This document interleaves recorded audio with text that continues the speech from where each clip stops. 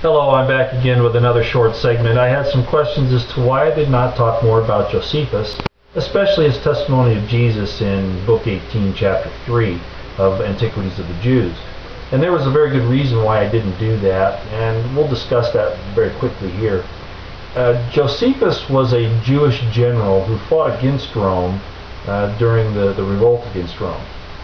And he actually gave himself up to Vespasian because he was in some dire circumstances.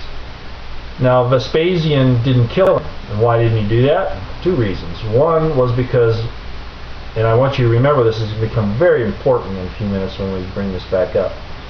In order to save his skin, Josephus prophesied that Vespasian would be two things. First of all, that he would soon be the emperor of Rome.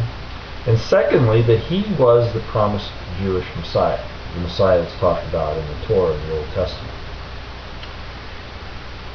I think that you have to realize that Josephus has an agenda. Now, in history, we worry about historical method, we worry about historiography, and this entry in Book 18, Chapter 3 of Antiquities is very short. Josephus was commissioned by Vespasian to be the Roman historian.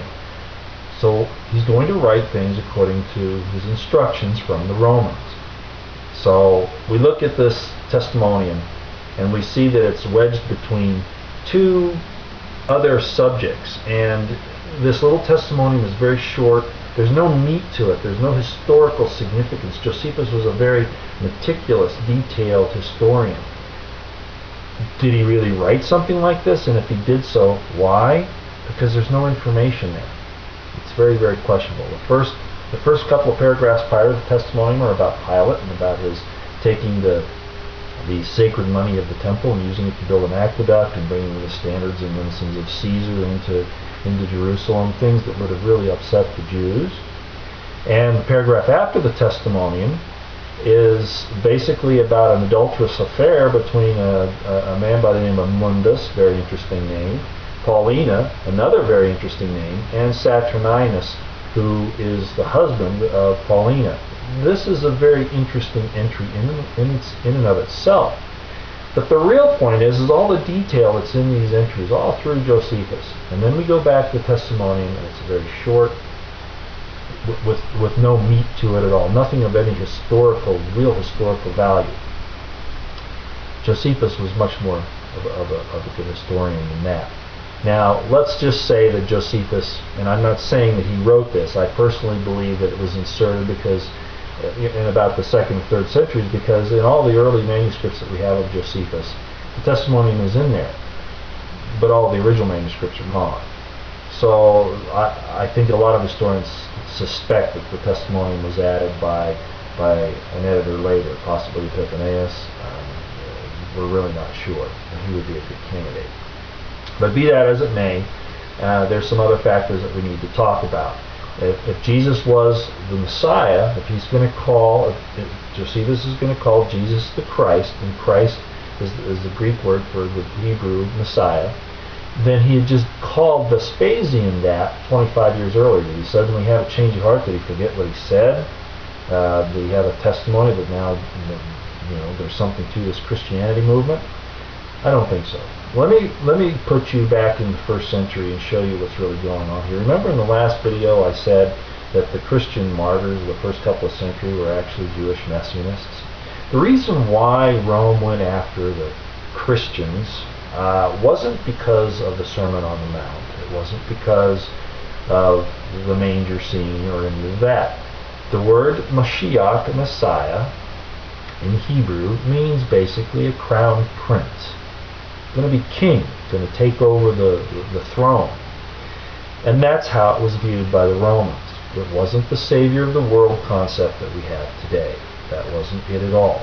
So when people claim to be followers of Jesus the Messiah, Jesus the Christ, the Romans looked at that as treason. That's why they crucified those people. They were considered political insurrectionists. And in history, that's the kind of thing that we find these people doing. They were involved in political intrigue. It wasn't just a faith-promoting experience. Not until some time later. So that's a very important thing to remember, and I don't want to belabor the point, but historically that's extremely important.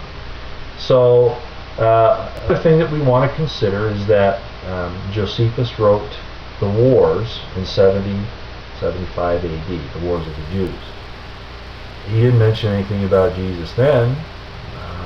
Certainly by that time, Paul had supposedly been on the scene a long time, James, all the names that we're familiar with. They caused all these ruckuses there. No mention of it by Josephus. At least not in the way that we consider that we're going to find it.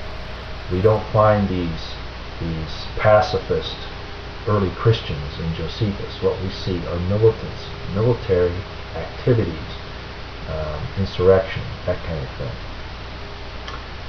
Now we move down 25 years, and he's writing his Antiquities of the Jews, where he mentions Jesus.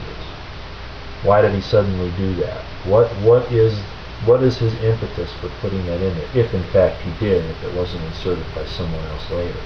If he did it because he felt that maybe we can't even call this man a man, really,